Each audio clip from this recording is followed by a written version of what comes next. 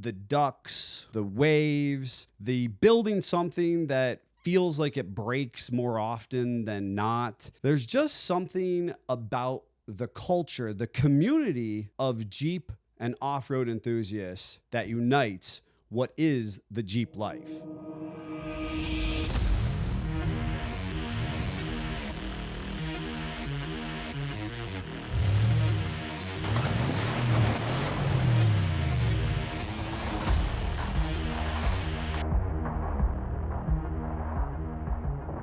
What is it about these machines that creates a transcendent experience for those of us who participate, whether it be in off-road events, meet and greets, Jeep shows, or just that day-to-day commute that makes us feel bonded to one another? What does it really mean to be a Jeeper and to live the Jeep life? Decades ago, there was the culturally accepted, it's a Jeep thing and you wouldn't understand. And everybody kind of shared and knew this thing. And, you know, Toyota folks and Ford off-roaders, they all were like, yeah, it's a Jeep thing. And we definitely don't understand because Jeeps are for Barbie and I'm driving this real rig and who knows what. And that was like this playful ribbing that we had in the off-road community.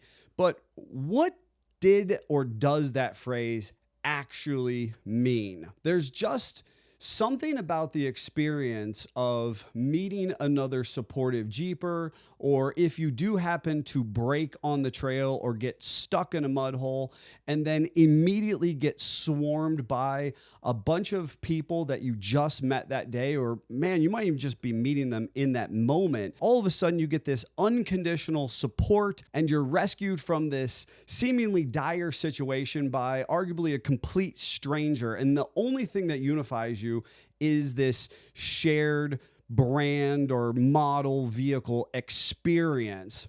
And so it begs the question, if the vehicle is just a machine, why does it feel like so much more? Within my experience and my personal conception about what the Jeep life is, it really doesn't matter what Jeep model you drive. What really matters is where and with whom you drive your Jeep. The Jeep community is about many different roads and many different trails, but ultimately one unified community. Regardless of how people, express themselves on the interwebs, ultimately, there is this unifying experience that allows us to come together in multitude. When we attend these large-scale events and shows from coast to coast and north to south, we are exposed to many different people with diverse and varied backgrounds.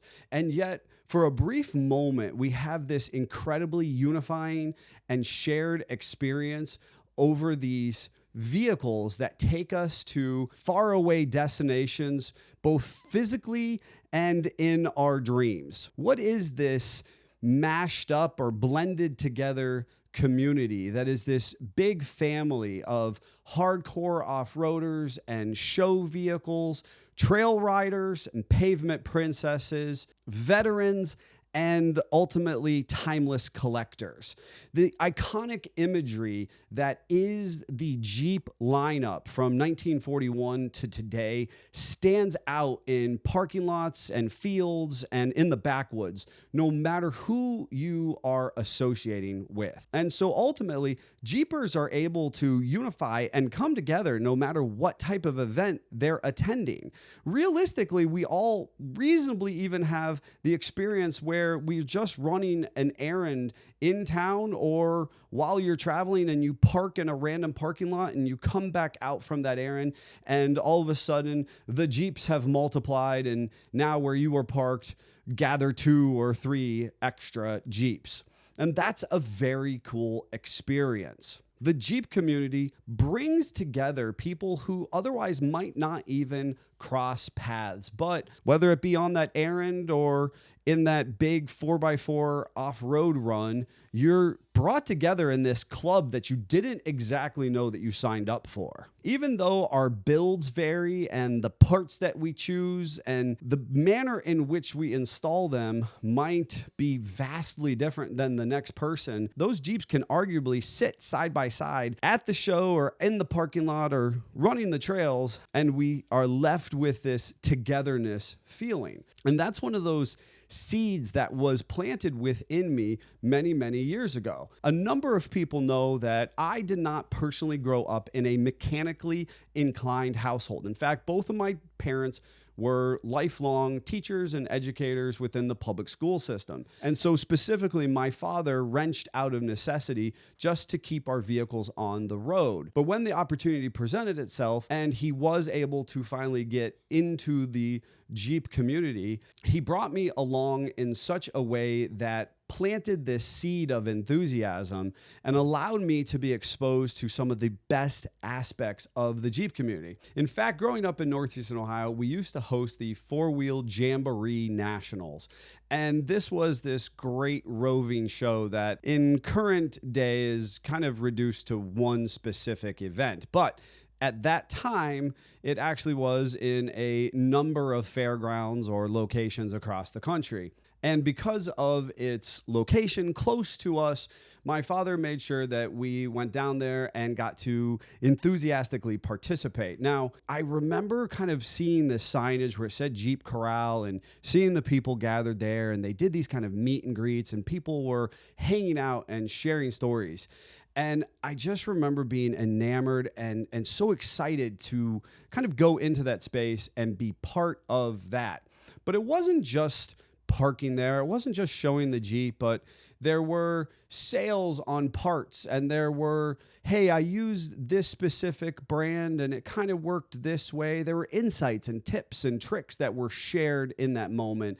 There was learning opportunities, and there were these great perceived adventures that the Jeeps could take us on when somebody said, yes, I went to Alaska, or I went to Mexico, or I just went wheeling in eastern Pennsylvania, and this is what my Jeep did for me. And so as a young person kind of looking in on that, it planted this seed of fellowship and the potential for an experience that this vehicle could create for me and for my family and my community as a whole. I think that that sentiment is what then creates this opportunity for the waving, for ducking, for these shared community experiences and this cult-like bond. Realistically, and as I mentioned, I think, motorcyclists and specifically Harley riders do get this to a degree. And in fact, oftentimes from a professional standpoint, we get a lot of people who no longer want to ride motorcycles or no longer are involved in their local Harley group, and they migrate over to the Jeep life. And I think that that's an easy migration simply because there's a lot of similarities there. But ultimately, we know that Corvette folks do this, and certainly your rally Subaru characters are diehard about their experience, and many other Toyota fans or whatever folks do understand this to a degree.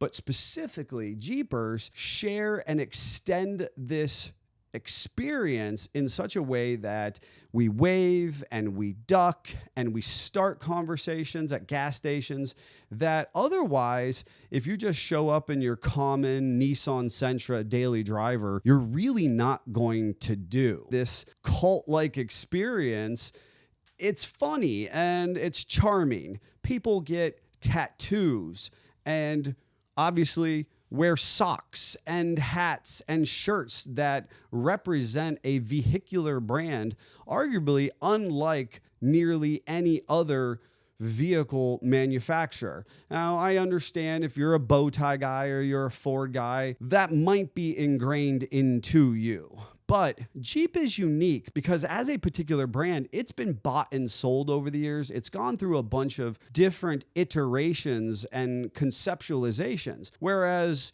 GM has simply always kind of marched forward, just like Ford, as far as the vehicles that they manufacture and the capacity that they do so. So if you're a bow tie person or you're a blue oval, you know, that's kind of been a single stream of consciousness, where Jeep has had these massive peaks and valleys, and arguably our vehicles are broken more than they're fixed. And that somehow is a completely acceptable experience. And that actually speaks to brand new manufactured vehicles as well as the old ones. And yet somehow this love-hate experience still encourages us to brand our bodies or shape how we navigate our experiences as people take and plan their vacations around Jeep trips or shows or places they can visit in their Jeeps.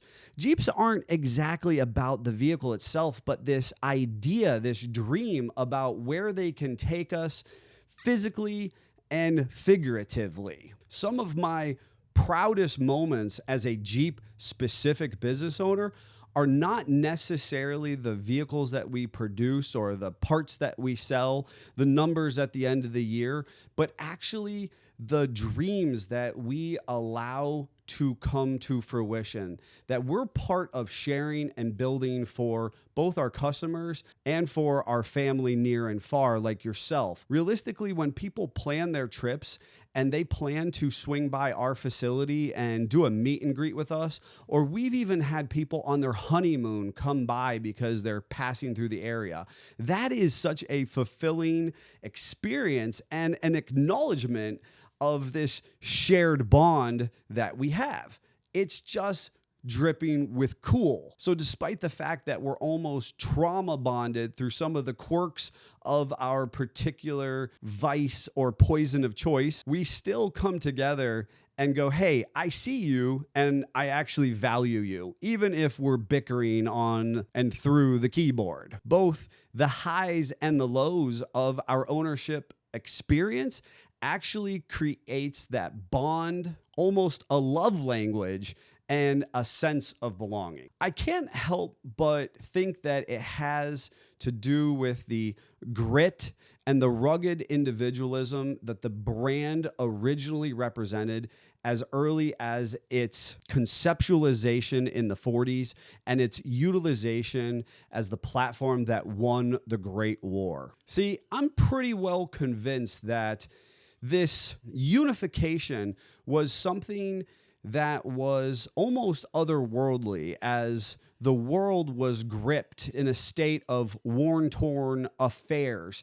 And ultimately, this white knight of the Jeep brand was released upon all 7 continents. And so whether you were actually a GI using it overseas or domestically, or whether you were a loved one who had a experience second removed, or after the war was over and those individuals came home and started to work that machine on their farms and pioneering within industry of towing and generators and spotlights for law enforcement, it was all of a sudden a vehicle model and brand that you couldn't ignore. It wasn't this ho-hum point A to B commuter vehicle, but it was this utilitarian experience that almost represented what it meant to be an American. It was overtly patriotic, and not in a contorted or overgeneralized way, but it was this jack of all trades that allowed you to build a better life, no matter what industry or environment you were in. The Jeep brand represented a patriotic pride that transcended politics and social discourse. Instead, it represented freedom and grit and a sense of self-reliance that was the very backbone of America. I think that this heritage that was created many generations ago has become ingrained in how we celebrate our American values. While we come from varied and diverse backgrounds, realistically, we can kind of come together in this shared belief that our grandpappy vehicle was one of the defining innovations that allowed this semblance of peace to kind of come across the world in a time of turmoil. And so we still kind of carry that flag of honor and representation of what it means to be a free nation state with us, regardless of our varied backgrounds and own experiences by today's standards. It's remarkable what Jeepers accomplish when they come together for 4th of July parades and veteran rides and first responder transportation duties after natural disasters. We unify under this brand, under this shared experience that represents a heritage of provision and leadership within the automotive community, but our American values and culture as a whole. Now, I understand that these are really lofty ideals, but realistically, I think that these are the quirky intangibles that kind of help explain what that feeling is that we get when we park together or wheel together or share radio band together, that inspire us to form clubs and social groups and participate in these events across the country and prioritize that, giving it space within our life, much like somebody does when they go to work or tend to their family or join some other type of fraternal or social organization. While we don't actually have any specific pledging or initiations or dues that you traditionally have to satisfy, we simply get to join this big club by purchasing a vehicle branded Jeep, and all of a sudden you have friends you didn't even know you were going to make. So I think the point is, Jeepers aren't just about buying or building vehicles. They're carrying on a valuable legacy that has been planted generations before us.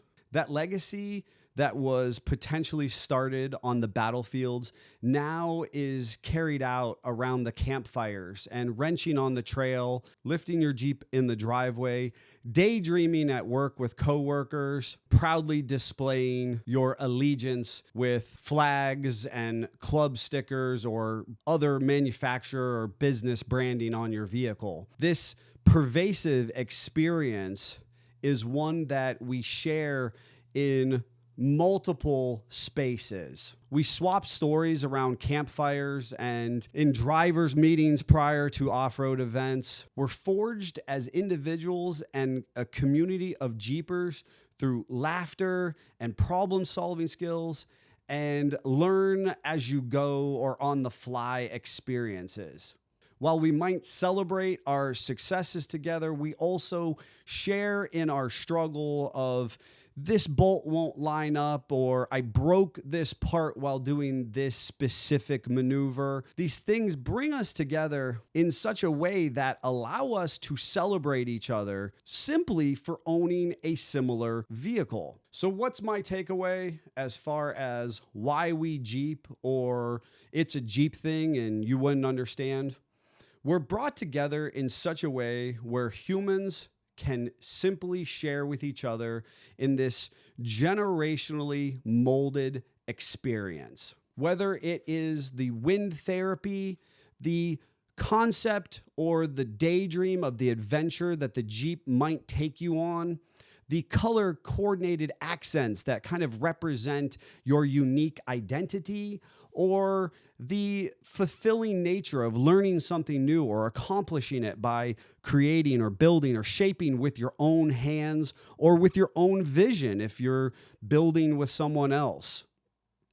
All of these things wrapped up in either a pretty package or this kind of beaten and broken but still beloved and valuable wrapping paper. Whatever it looks like to you is still this amazing gift that is the Jeep community as a whole. So I encourage you with an open invitation to extend that courtesy, that kindness, that understanding of your fellow Jeeper.